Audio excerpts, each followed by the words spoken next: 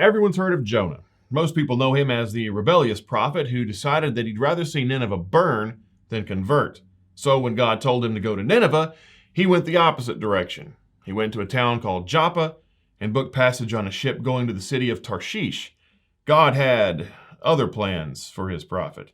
He sends a terrible storm at sea to convict Jonah of his error, and the prophet convinces his shipmates to throw him overboard to save themselves. God then sends a whale to swallow Jonah and bring him back to dry land safely. But was it a whale or was it a fish?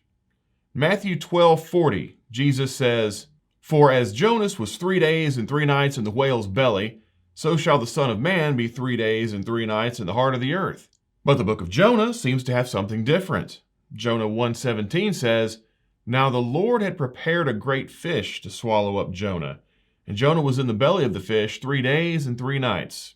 We all know that a whale is a mammal and a fish isn't. So, did Jesus just get this wrong? Because if so, then we've got a biblical contradiction.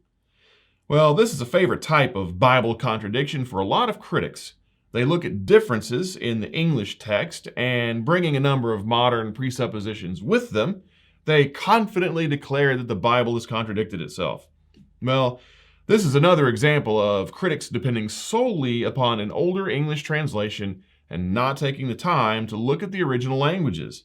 When reading something in translation and trying to determine precisely what the original author said and meant, it is kind of important to go back and take a look at the original. Well, in the book of Jonah, the term for fish is the Hebrew word dag. It's usually translated as fish, but it's also used in a very broad sense. Several places in the Hebrew Bible, often in the Hebrew prophets, it's used in the general sense of a marine animal of some kind. So the Hebrew term doesn't have the kind of precision that critics are assuming or are accustomed to in light of the exactness of the English language. The Hebrew word really just generically refers to any kind of aquatic creature. Also, the fact that Jonah calls it a great fish means that it isn't just any aquatic creature, but also one that's very large. Well, when Jesus is describing this animal, he uses the Greek word katos, which means an unusually large sea animal. Some translate it as a sea monster.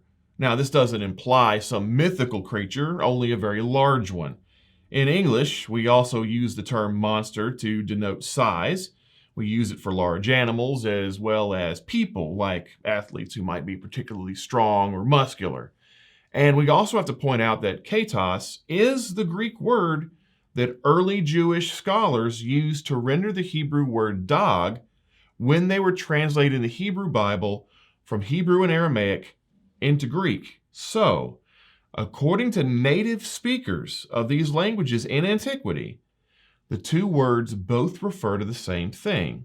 But in English, there are differences. Those differences are due to choices made by translators, not because of anything that's in the original texts. We don't know what kind of animal swallowed Jonah, but what we do know is that there isn't any contradiction in how it's described in the Bible. The ancients in general, and the Hebrews in particular, did not use modern scientific nomenclature to classify animals by species, so it's completely inappropriate to read that into the Bible. That's how critics create this contradiction here, and it serves as a reminder to us about just how important it is to investigate what the original languages say and pay attention to what those words really mean.